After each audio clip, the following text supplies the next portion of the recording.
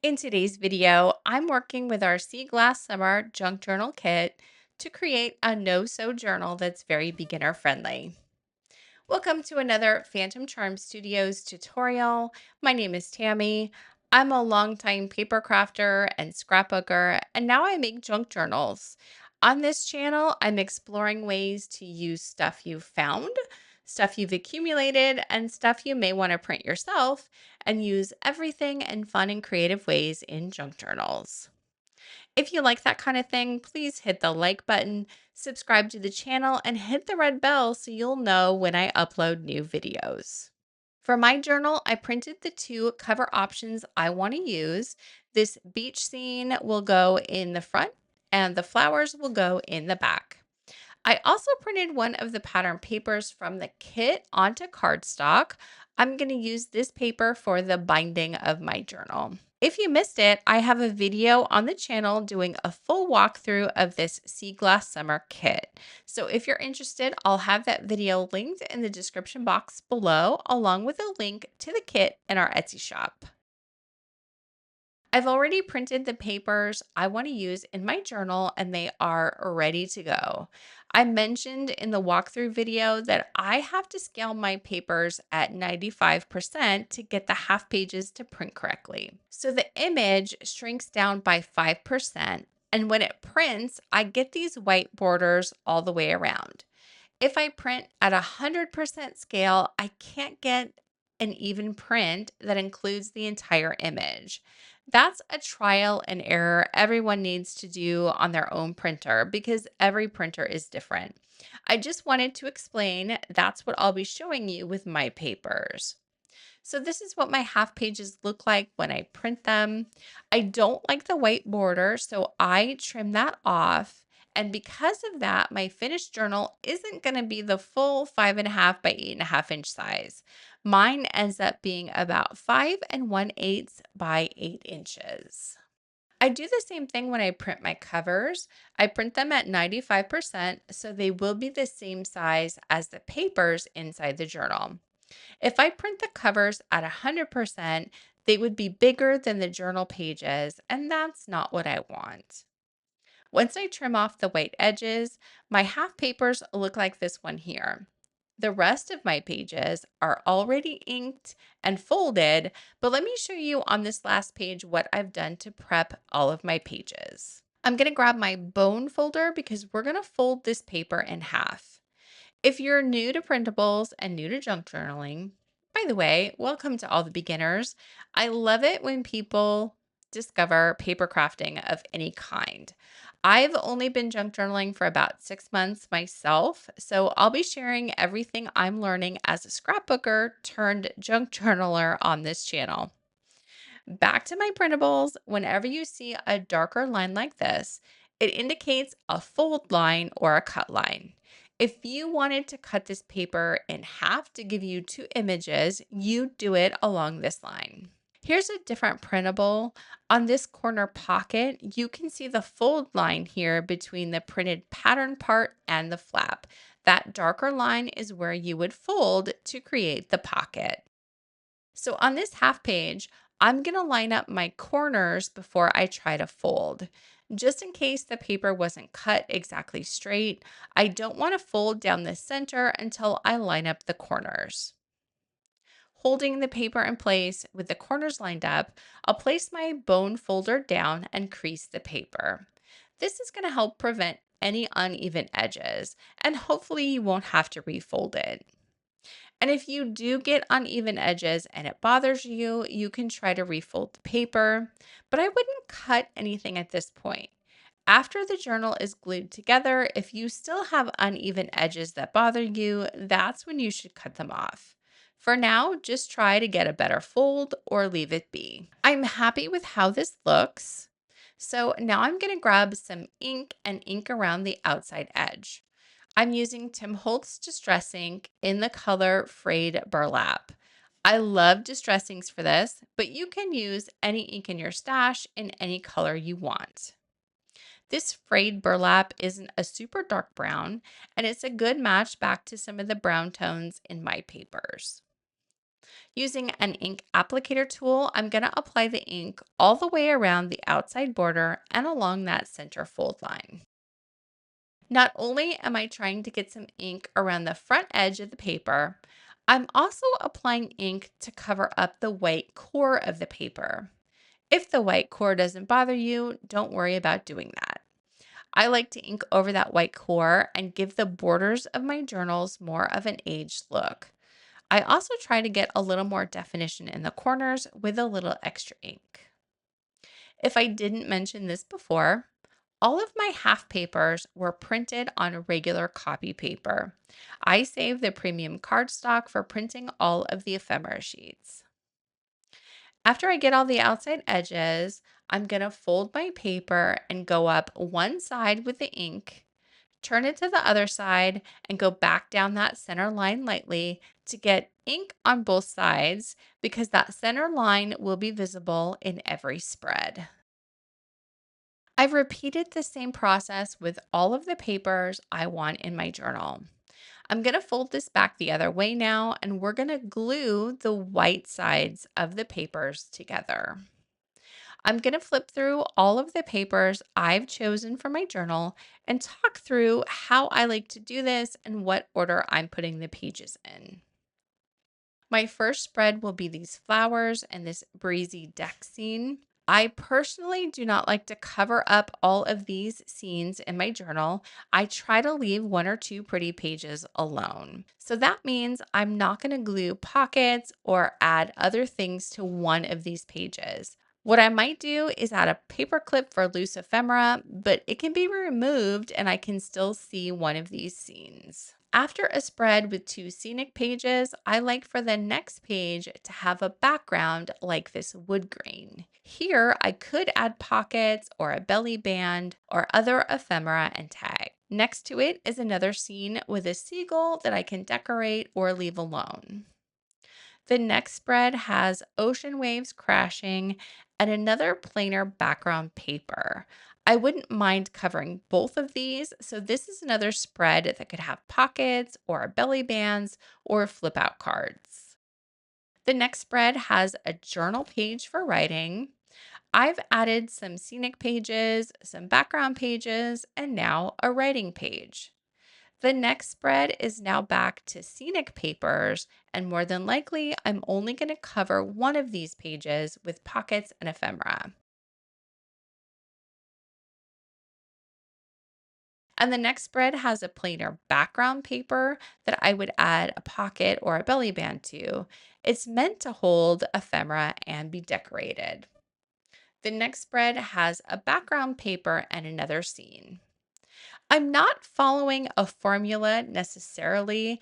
I just know that I want a mix of different styles of pages. It keeps the journal interesting, and I'm not repeating the same thing on every page. The next page has a scene and another background. Turn that page, and we're back to another double scene spread. Oh, and let me mention here that when I was editing my walkthrough video, I realized that I accidentally used the same beach scene twice. I've fixed this page and added in the palm tree scene next to the sunset. So if you watch that other video and see a different scene next to this sunset, that was a mistake. That rocky beach scene was already on another paper. With this double page scene, I'll probably decorate one of the pages and leave one alone, or maybe add a flip card. On the last page, it's the wood grain background and the beach scene that I showed in the beginning. I like to be at this stage when I start gluing. All of the papers have been trimmed, inked, folded, and put in the order I want to glue them. This is a no-sew binding. That's what makes it so beginner friendly. You don't have to have any book binding tools to make this one work. I'm grabbing my Fabri-Tac glue for this. We're going to add glue to the back of the right side of this first paper, and we're going to glue it to the back of the left side of the next paper. I'm adding a thin line of glue all the way around the outside border of this half page and a bit in the middle. I'm adding a little bit more to this edge because I want to make sure that there's going to be no gaps in the binding. I do try to put a little extra in the corners as well. I'm also going to grab my spreader tool that I use in a lot of my tutorials. Once I glue the pages together, it will help smooth out any bubbles and help push the glue into the paper. I picked this one up at scrapbook.com. This isn't required. You could use a bone folder, a ruler, or even an old credit card would work. I'm turning my journal page so I can see it better. I'm double checking to make sure that the fold line is at the top. And when I add this page, I want to match up the folds first. You want these folds to align and be even. I won't press the papers together until I know that my folds are lined up. This looks good, so now I'll grab my spreader tool and press the papers together. The most important thing in this kind of binding is to make sure the fold lines come together. I want the corners of the papers to match up as well, but it's more important for the fold lines to be even. If any glue seeps around the edges, I keep paper towels right here. I'll just wipe that up. I do try to add more glue near the fold line because I want the papers to have a strong bond all the way down. I also want to clear away any glue that seeps over the top because I don't want that glue to get on the print side and glue the print sides together. And that's how you glue the papers for this kind of journal. One half page is glued to the next and glued to the next. It's really that easy. And now we just repeat that process. I'll grab my glue and add a small line of glue all the way around the outside border of the paper. I'm also going to get as close to that fold line as I can. I'll add a little extra glue at the corners and a little bit in the center of the page. I'm going to turn this a bit, keeping the fold line at the top. I'm grabbing the next page, making sure that that fold line is also at the top. And now I can match this page to the fold line of the other two papers I've already glued. When I get this down, I'm not pressing the page yet. I'm just moving the paper as needed to make sure the fold lines are straight and even. You may find that the pages don't always line up. Like here, I can see a bit of white overhang from the page behind. That's okay. Once you get the journal together, you can grab scissors and snip off any edges that aren't perfect. I don't always trim that off. It just kind of depends on how much it bothers me. Sometimes you can just add more ink to the outside edges, and that's enough to take care of that overhang. Just add a little more distress ink to the white that you see and dull that edge. It's really the binding edge that's most important. You want each fold to be even and straight with the rest. If one page isn't aligned at the fold, it could mess up the rest of the book. I'm just pressing the corners together here a bit to make sure the glue is getting pressed into the corners. I'll smooth out this page and push out any bubbles and press the papers together. I always like to open these pages back up after I glue to make sure there's no glue on the printed side. And each page looks good, so I'm going to continue to glue all of my pages together. So I've added glue to my last page, and this is what the binding should look like when you've glued all of the pages. Everything lines up and is straight. I can see a bit of glue seeped out over the top side of the journal, so I'm just trying to see if I can pick that off.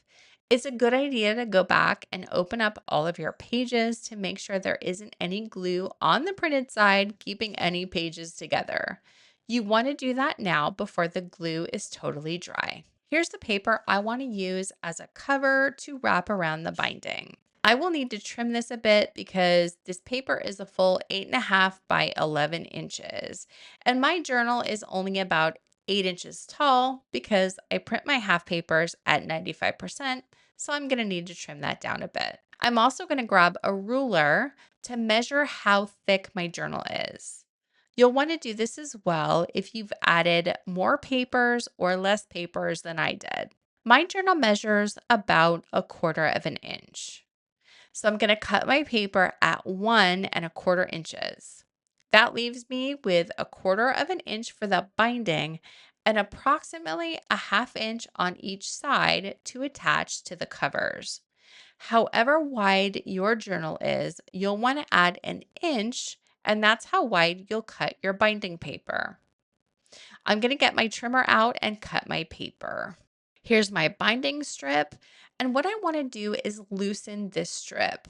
I will wrap this strip around the binding edge, but I don't want to crease the paper.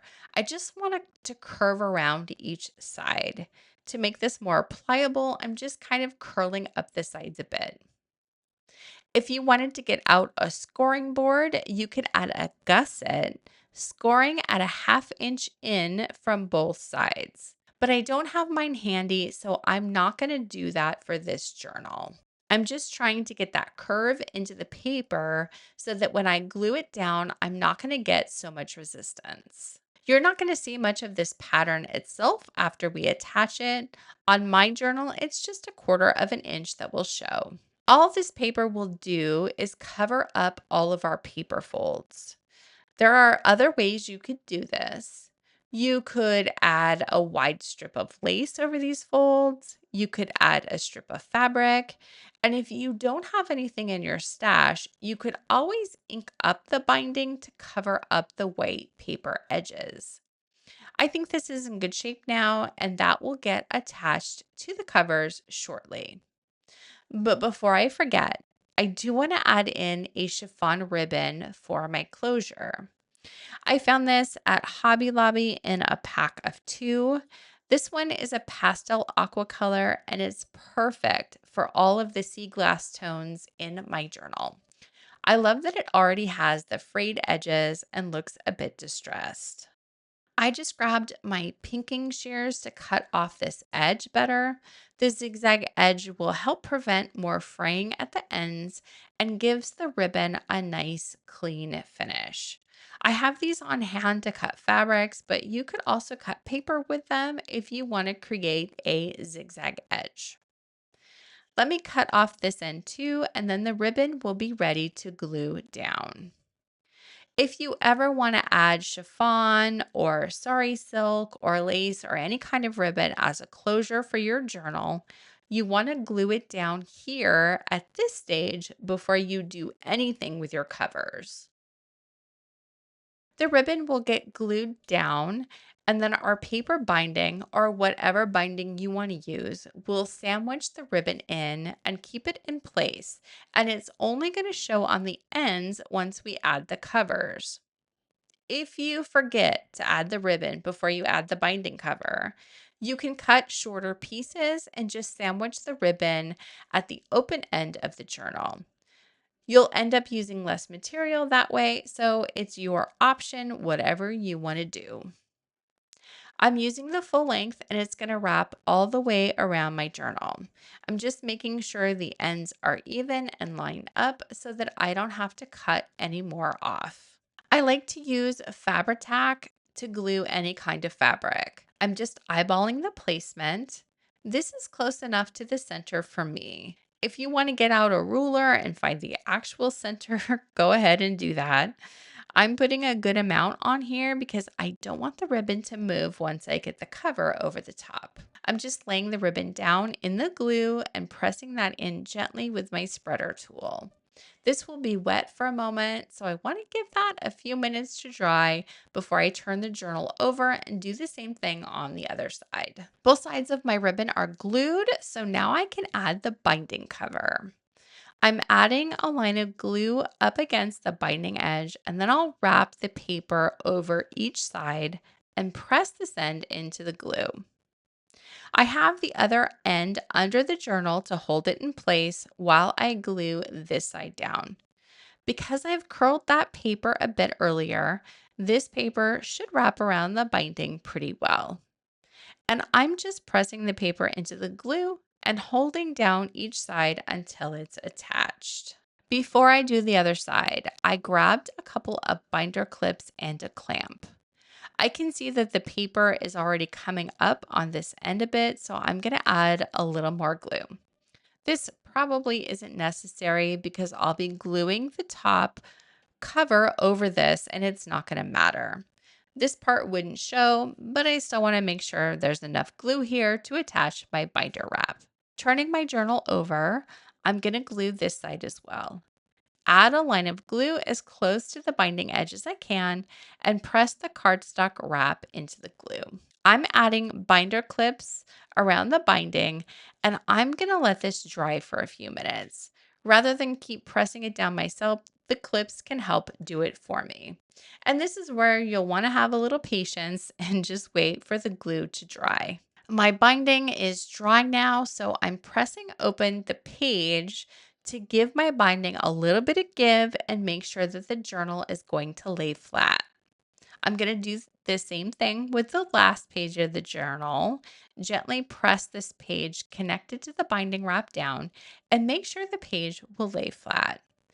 And the binding is already trying to pull apart, so I probably didn't let this dry long enough, but I'm okay with how this feels. I'm just going to bend it back a little more to make sure this last page will lay flat. And now it's time to glue on the covers. This beach scene will go on the front of my journal. I'm adding a line of glue all the way around the page, a little bit on top of the chiffon ribbon as well, and generously in the middle. This is the cover, so I want to make sure there's plenty of glue here, and I'll add a little extra in the corners. I'm laying my cover down on the glue, and I'm going to move the page here to make sure that the corners match up with my journal, and I'm happy with how the top and bottom edges look. See how we're sandwiching in the ribbon? That will be nice and secure under the cover. I'm smoothing out the page to make sure there's no bubbles and wiping up any glue that seeped over the edge. And now I'll do the same thing with the back cover. Placing the back cover down, I'm lining up the corners first and making sure the top and the bottom edges line up with the journal. When I'm happy, I'll smooth this out and wipe away any excess glue. And always remember, this is a handmade journal. As much as I'd love for everything to be just so, it's never going to be perfect. So now I want to go back through each page and make sure that all of the pages open up and that nothing is sticking together where it shouldn't. Like in that top corner there. I'm going to keep pressing this binding gently out until that dries completely. I really love this binding method because my journal will lay flat when I'm working on it. I'm just going to open every page and make sure they all look good.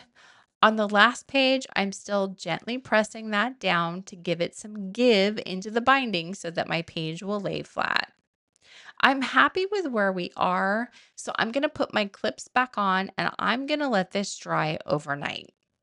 In the next video, I'll get all of the ephemera out and we'll decorate this journal.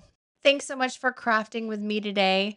Check out the links in the description box for links to this kit on Etsy and to get an exclusive coupon code for our Etsy shop.